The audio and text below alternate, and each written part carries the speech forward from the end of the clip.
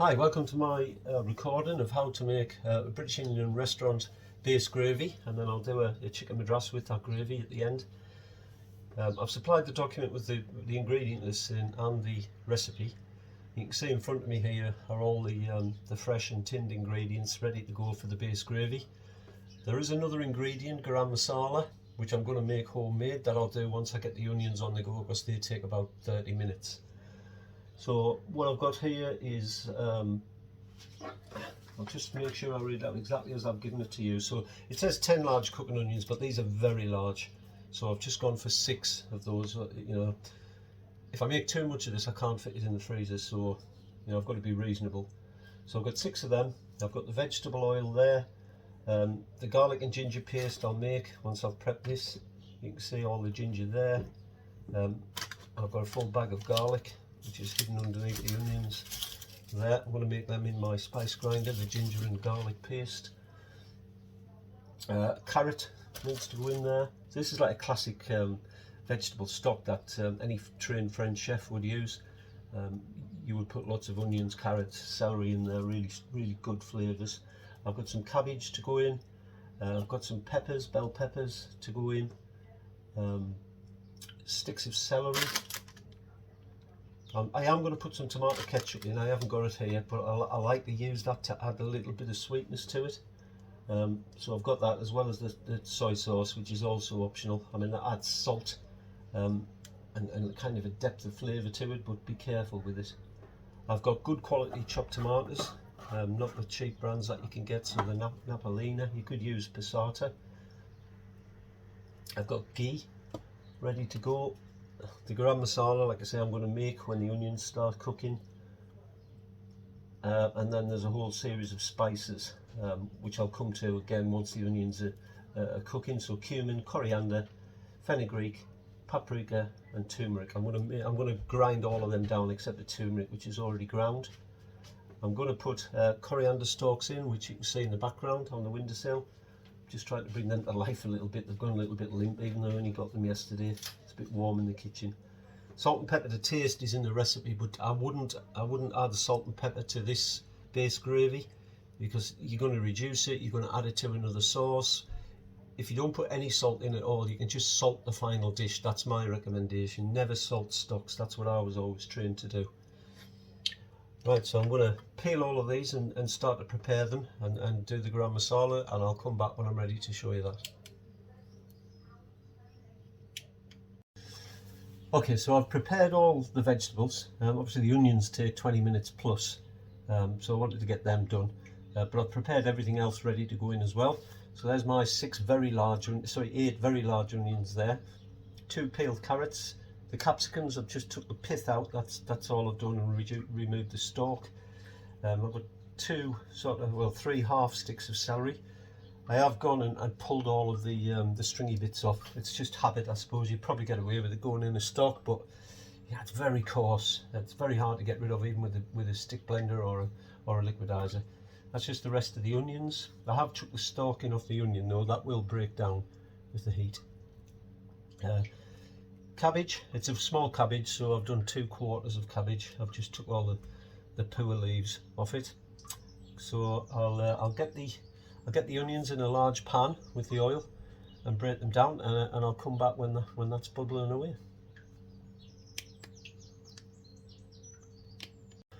So I've got the pan on the heat with the oil in, just vegetable oil. That's all I've done. I could have used ghee, but you know, it's rich. It's quite a strong flavour, ghee, and I don't want to put it in everything. I mean, ghee's good. It heats really well. You can heat it higher than you can normal oil.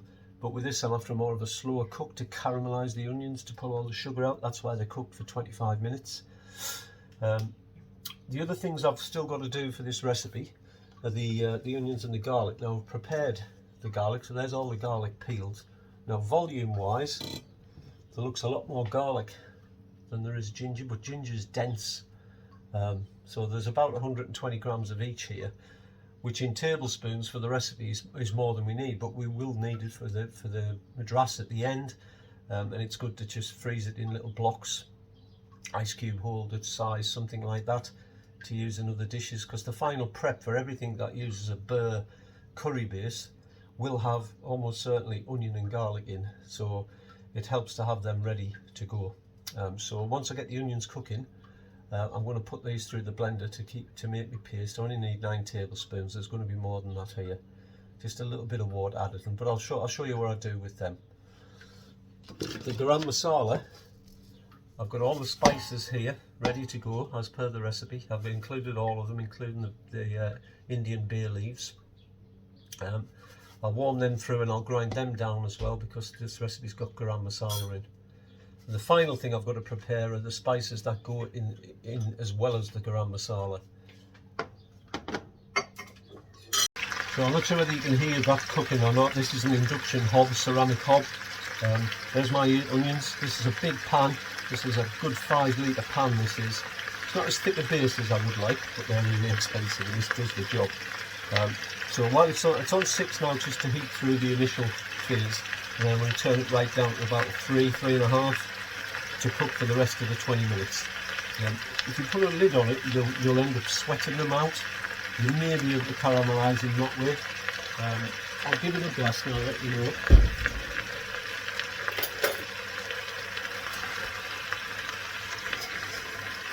So you need a big pan for this volume of onions. I've also decided to put the carrots in here. Carrots have a lot of sugar in them, so I'd like to extract that and caramelise the carrots as well. If you're making a classic French stock, the celery, the onions, the carrots, they all get sweated down together. It's a fundamental for most dishes in French cuisine and stocks and sauces. Mirepoix, it's called.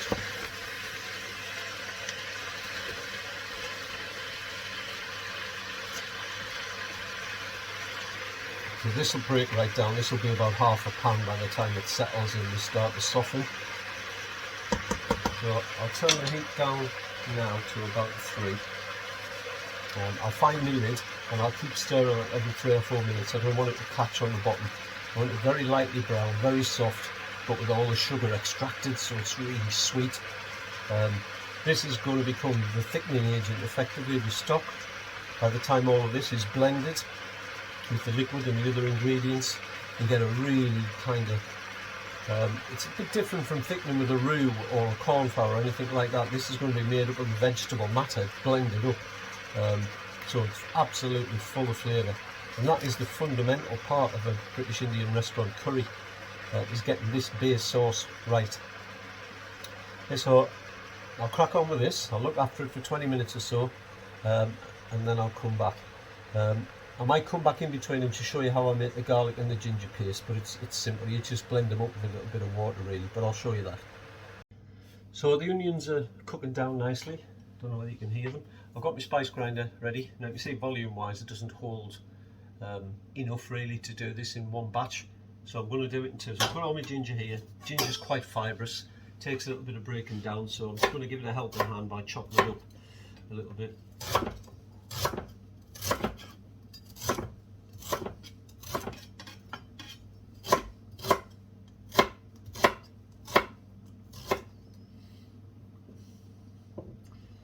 So I'll do half the ginger and half the garlic with a touch of water. Otherwise it just flings it round the bowl without breaking it down, like playing ping pong inside of it, and we want it to be a smooth paste.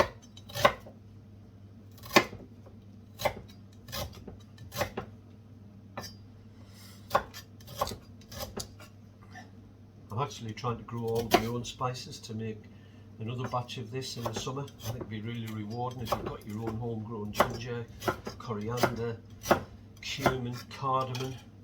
I've even planted mustard seeds. You can see them in the propagator there in the background. The mustard seeds came through overnight, which caught me out a little bit. It might be they're a very fast growing vegetable or herb. So there's my ginger, all of it, and there's my garlic, all of it. So I'm going to put about, might make it in 3 batches actually, so I'll put 30% roughly of my ginger, 30%, sorry, my garlic, 30% roughly of the ginger.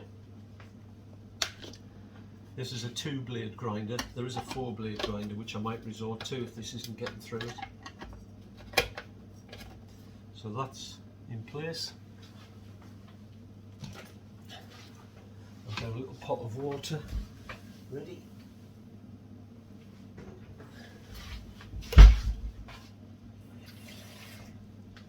Don't need a great deal. So it's just to get it moving inside there.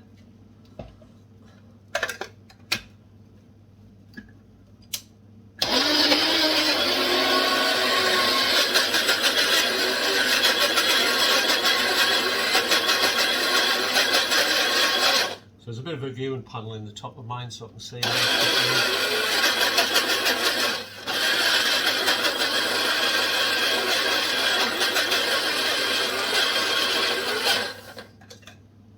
So it is breaking down really well.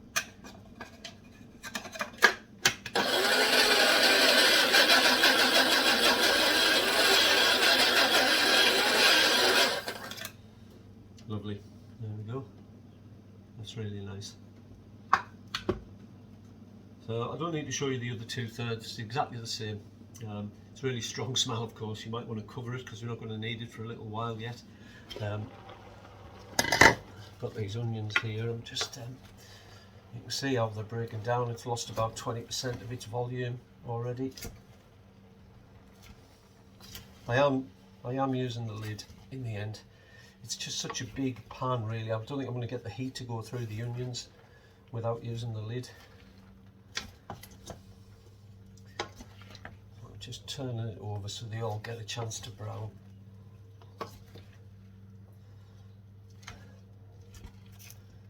I could have done this in the my pressure cooker. It's one of those 12-in-1 things. It also does the frying stage at the beginning.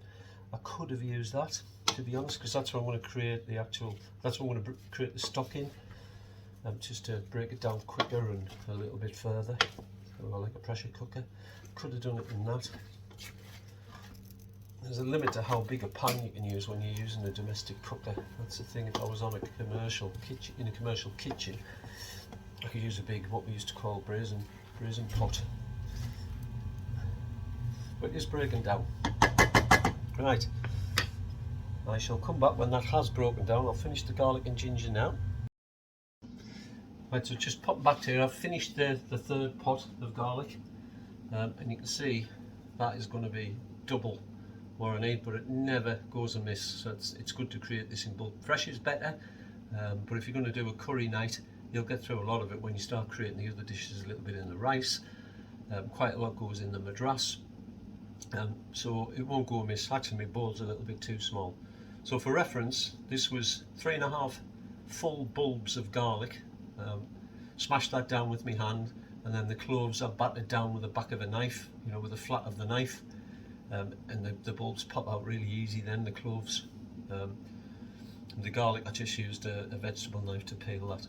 So yeah, like 120 grams of each. So I weighed the garlic first, and then I made sure I had enough garlic to match it. So for the sake of the recipe, we're getting an equal amount like it says in the ingredient list.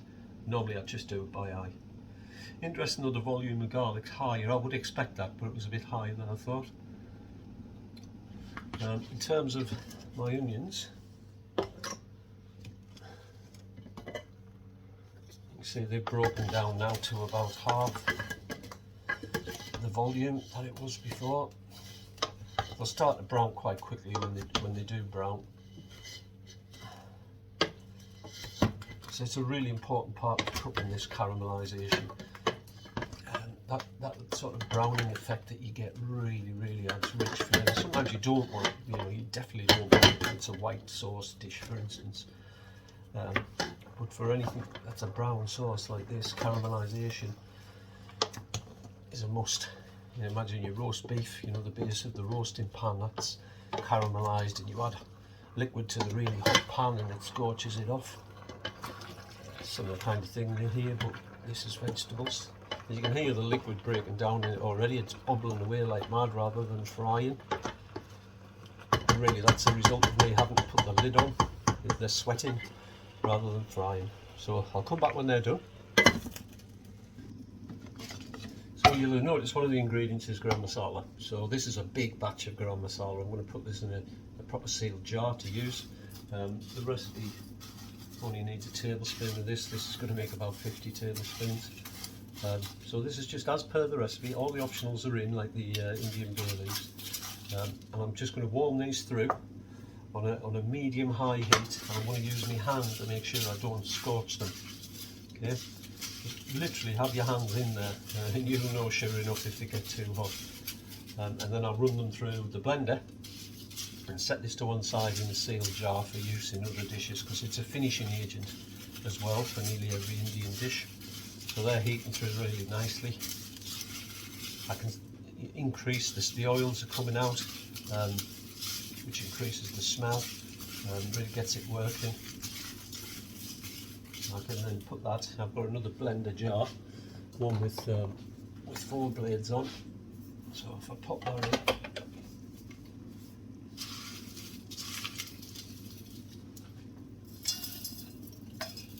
probably better taking that off, doing it in batches. Now you've got to be careful, you don't really want the pods off the cardamom and the cinnamon to be left in, or the cassia bark to be left in big chunks, so give it a good blast.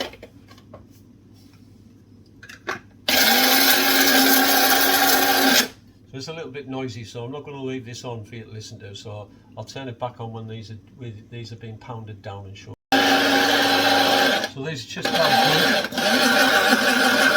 Just make sure none of the heavier stuff is stuck at the bottom.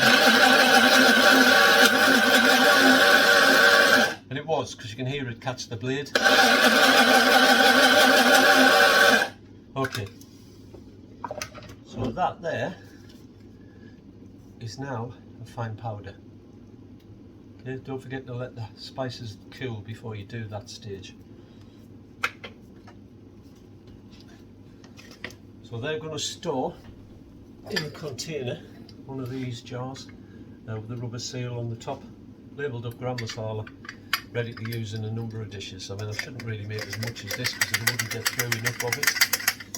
But it gets a bit lost if you're doing a video and you make a small batch. It gets tricky, so I'm making a bigger one for that purpose. So that's really pungent. A little bit clovey, very nice though. And you can make these in 50 different ways, these garam masalas. Everybody's got a different recipe. You've just got mine.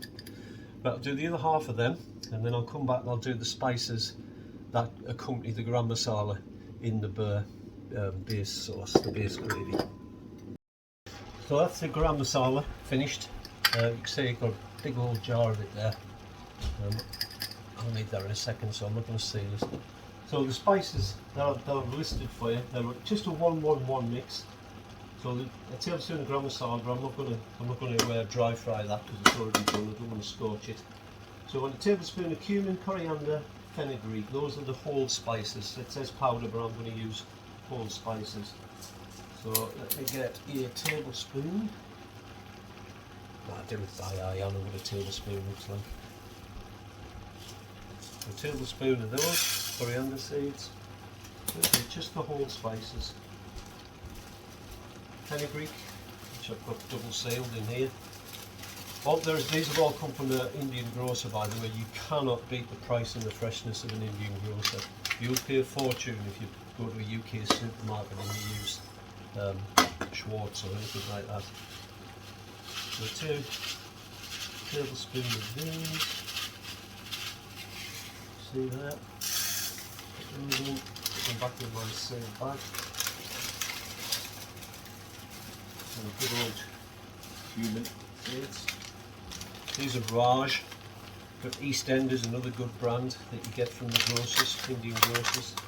Quite spoilt here in New York, there's lots of them. Leeds is even better. There we go, a tablespoon of those. Put them in, so the whole spices only. I'm going to turn the heat up on them. The onions, by the way, just switch that over, then I can nick the heat off that. I've took the lid off for the last few minutes because I want the liquid to evaporate, so I get a little bit more caramelising rather than them just being sweated and almost boiling in their own juice. The carrots are soft, the onions soft. It's been close to 20 minutes now. Right. Just switch these back over so you can see what I'm doing. So I've got the heat full on, the induction hob. Just release the smell. I can smell them already. They don't take long, these. Right, I'm going to cool them down. Don't want to blend them while they're hot. I'll put them on a nice wide plate so they cool quicker. Turn the hob off. And then I put the powders in, so smoked paprika and the turmeric. Turmeric I'm going to fry in a little bit of ghee, just for 30 seconds.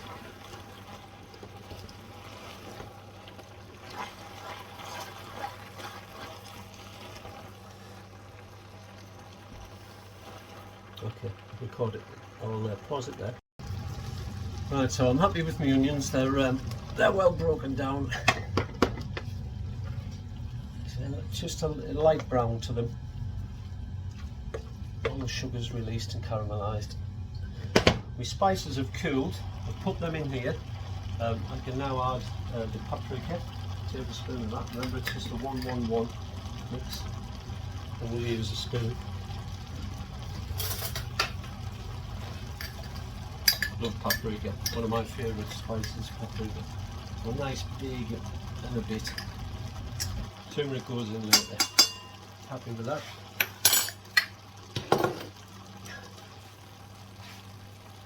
Give them a blast.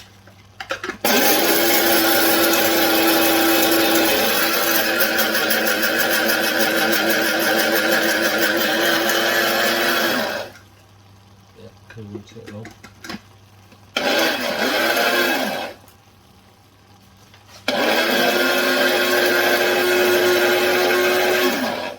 So I'm going to add the peppers, the celery. I'll just chop this up slightly to make it easier to handle in the pan. And the peppers a little bit.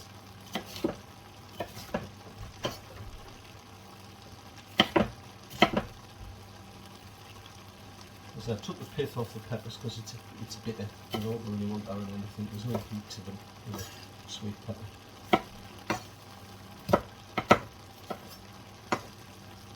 Nice and small.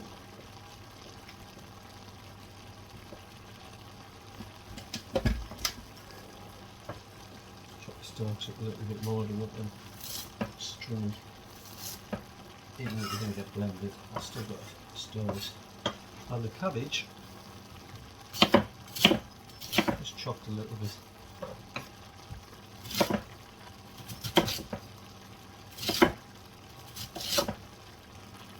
Right, that is all good to go in with my onions.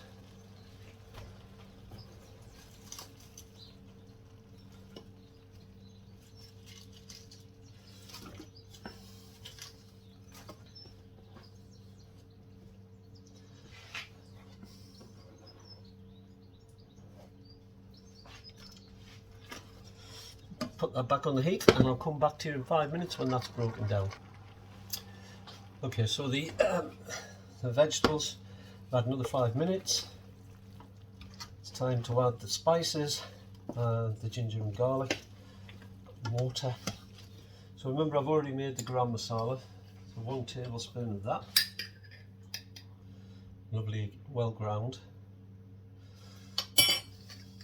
Now I can seal that, put it away.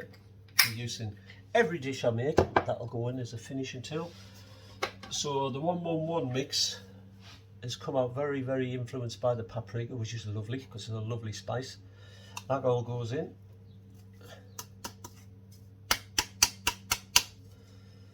Nice and clean in there. Now 9 tablespoons of this. Now don't be shy with it. Don't think, well, I don't like garlic. It all becomes part of the infusion of flavours. It's got to go in. It's in every Indian dish. So 1, 2, 3, 4, 5, 6, 7, 8, 9. Now, my initial 120 grams of ginger and garlic, there's still a lot left, okay, for the dish. I've used about half, just over half, which is great, that's what I wanted.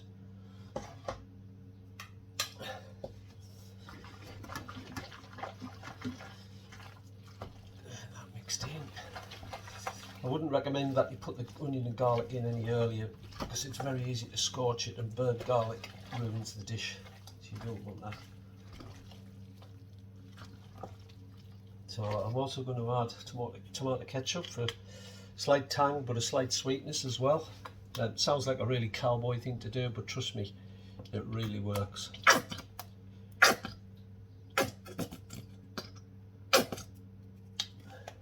Tin tomatoes.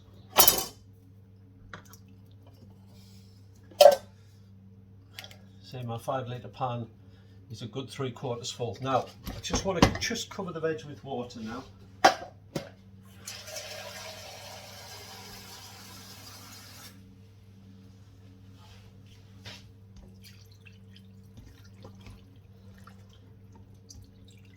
At this stage you'll kind of get the idea that this is going to be thick, but you can add more water, split it into more than one pan if you want. So I was going to do this in the pressure cooker, but I think I might finish it in here and I'll just scoop it into the blender for the final stage rather than make a mess with the pressure cooker. I won't add anything other than cooking it longer and in maybe a cleaner way. You can see that is really thick, more water needed.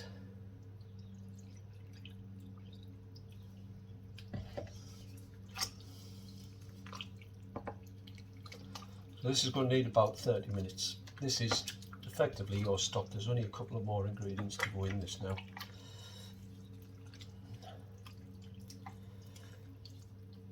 I'll come back when that's finished to add the rest of the ingredients. So this is kind of at the 10-minute stage. You can see there it's bubbling away quite nicely. I mean, I'm right at the limit of this pan. I really should have had a bigger pan, but it'll work as long as I don't let it get too hot and boil over. So there we go. Come back in 20 minutes time. Right, so 20 minutes has passed, and if you can see that, it's bubbling away, simmering like mad. Way too much in the pan though for this next stage. I need to cool it a little bit, because you're going to have a bad accident if you're not really careful, especially when you use a stick blender or even ladling it into a liquidizer or a food processor. You need to take the edge off that. So I'm going to let that cool. I'll leave the lid off, and I'm just going to use a measuring jug, and I'm going to split it between this other big pan, and then I'll start it with a stick blender and see how smooth I can get it. If it's not smooth enough, then I'll put it through the food processor, because you really want that nice silky smoothness to it. You don't want it to be lumpy. We don't have to sieve it, but you certainly need to break it down as much as you can. So once that's cooled, I'll split it and I'll show you how I blend it and add the last few things to it. Right, so I've took the edge off it. I've split it into 2 pans, as you can see. This is a 2-speed stick blender. If you can see that there, it's got 2 speeds on handle, speed 1 and speed 2. So I'm just going to start with a slow speed to start with.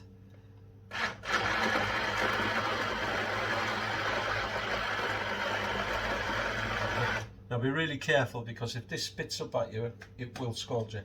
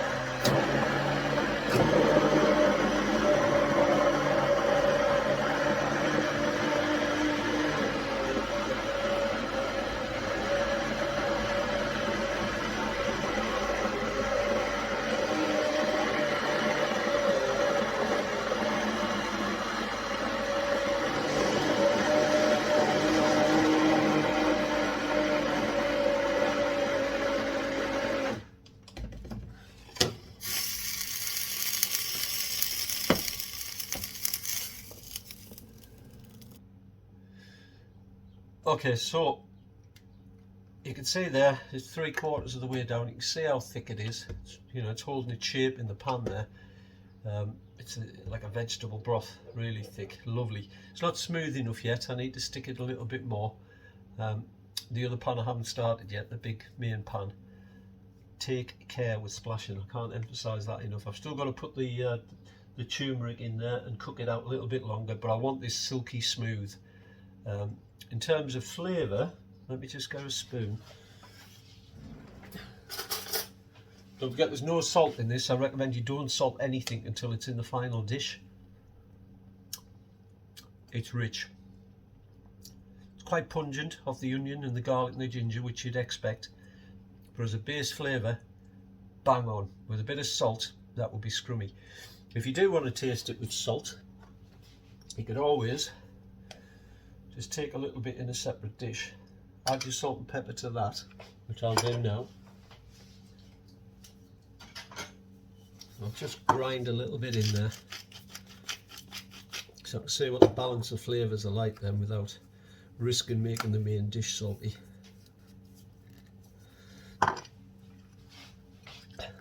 Okay, so I've mixed a little dish there, just one little grind of salt in it.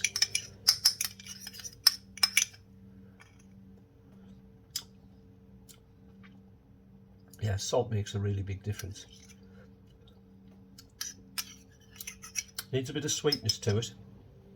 So I might add some more ketchup, a bit of tomato puree, the soy sauce, and I haven't added the turmeric yet, but that's coming along beautifully.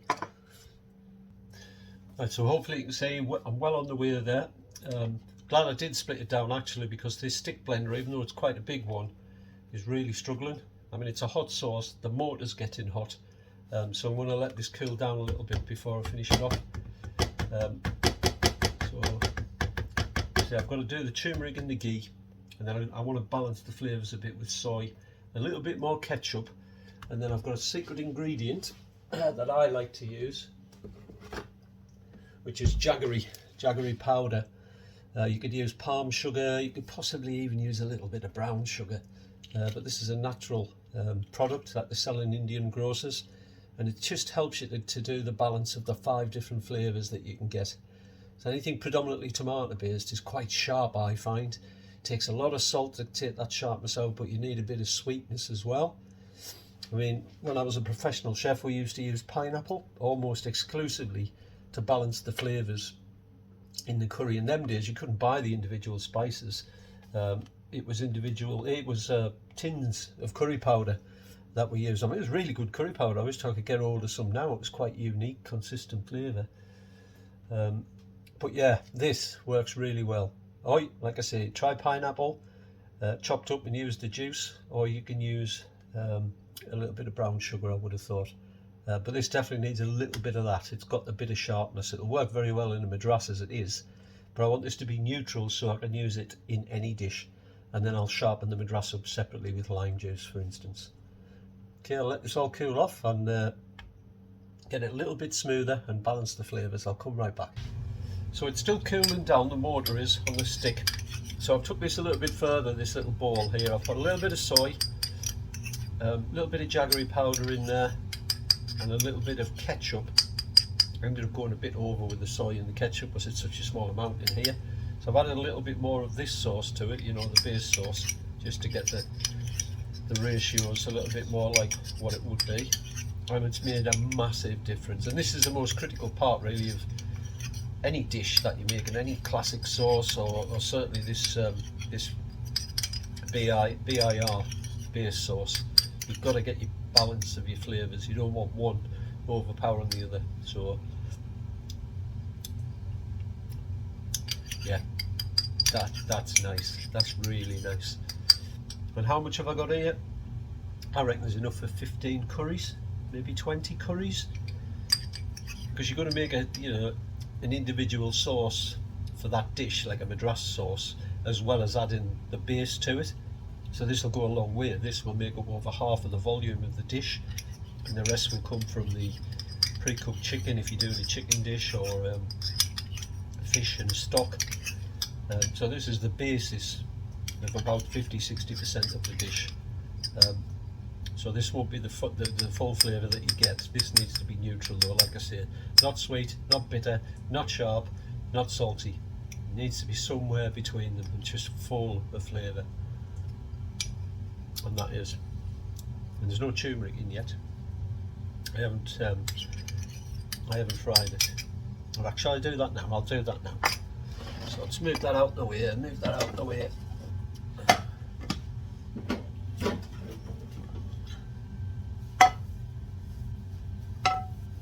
Right, shallow frying pan on there, whack it up to number 6. So I'm going to use ghee, not oil. I want the flavour off the ghee. This can get very hot, mind, so be careful, because if you do this stage too hot, you'll ruin the turmeric. The ghee adds flavour to the dish as well, that's why there's so much of it. You don't need this much to do the turmeric, but it's going to get added to the 2 pans. So there's my 4 tablespoons. You can see there, that's a lot of ghee, But they do put a lot of ghee in their food in Indian and Bangladeshi restaurants, and you know, if it offends you as a chef, you think, wow, that's too much. You've got to get past that.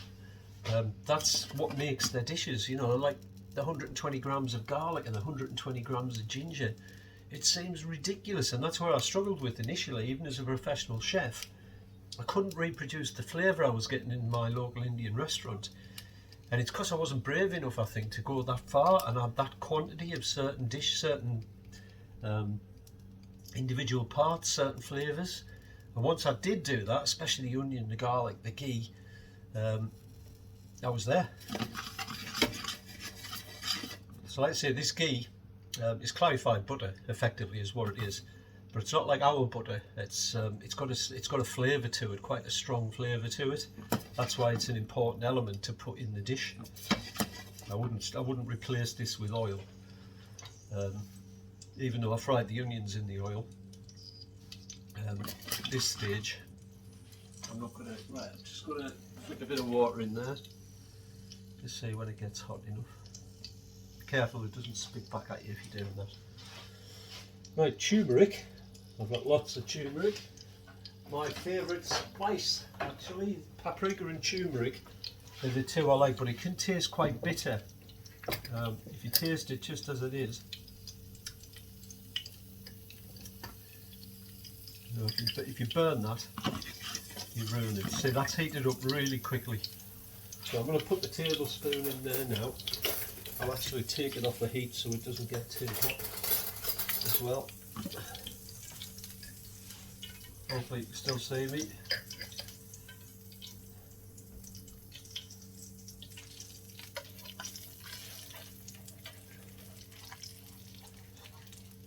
Just 30 seconds.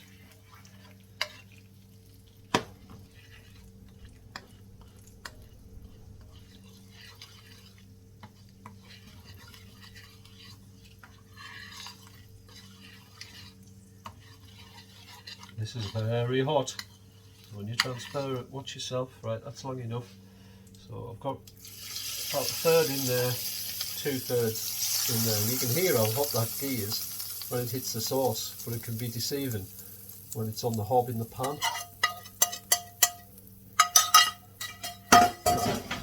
Right. Let's get these back on. What, about another 30 minutes with the ghee and the turmeric in there.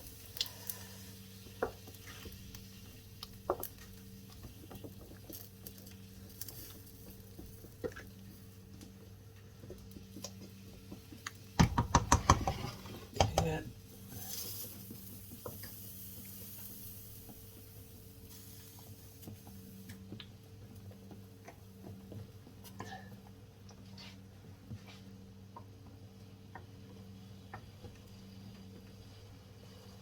I really should invest in a bigger pan, you know, because you can see quite clearly the ratios are different. So I think I've got a bit more turmeric in that one, and I want a consistent flavour, and by splitting the pans it's harder to achieve that. I did say earlier though there is a limit because these are induction hobs, and the bigger, the wider the pan, the less contact area you've got to your relatively small hob, unlike gas for instance. My daughter has gas and I absolutely love cooking on it. It makes a huge difference. Right, I shall, and it's not cooked out yet, but I shall just have a little taste of that one. If your sauce is thick, when you're boiling it, be careful because it will come up in big gloops and it can scald.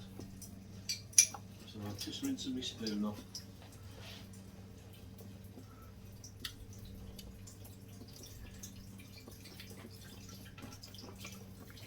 I'll put a little bit in my little mixing pot with the seasoning.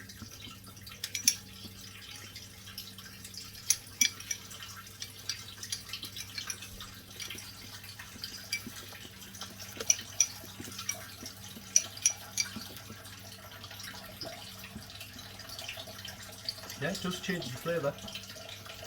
And it's not cooked out yet. I'm going to put the lid on the big pot because it's in danger of landing on top of my camera with a big gloop.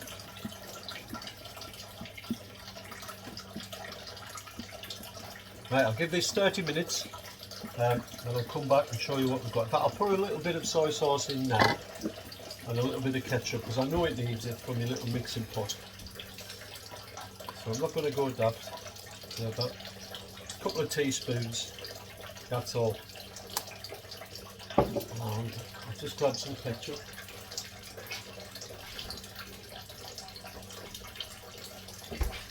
We don't eat a lot of ketchup in this house, so I'm struggling to find some.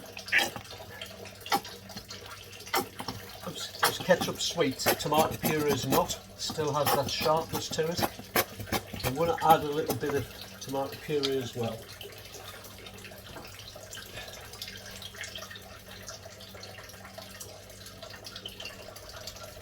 So about 3 teaspoons. And that's, as far as I'm concerned, I add a little bit of jaggery. Don't go daft with this because if it goes too sweet you can't get it back. So a little bit at a time until you think you've got the balance.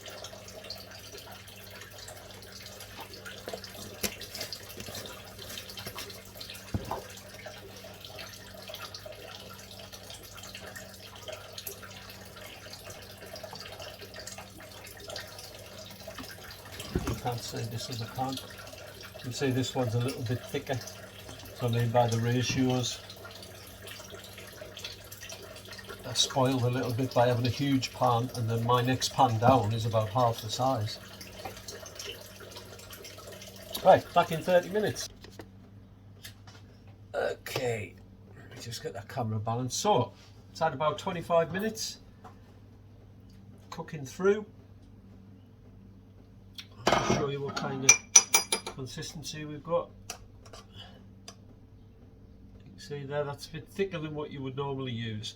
Right, so if you go too thin, you've got a problem. So if you end up with a thick one like me, that's fine. You can thin it down when you come to add it. Flavour's a bit more concentrated this way as well. So the final step, make sure these are well mixed, and I'll say why in a minute. Really well mixed, and then you can split them out into little plastic takeaway tubs with snap lids on them, and freeze them or fridge for 3 days, something like that.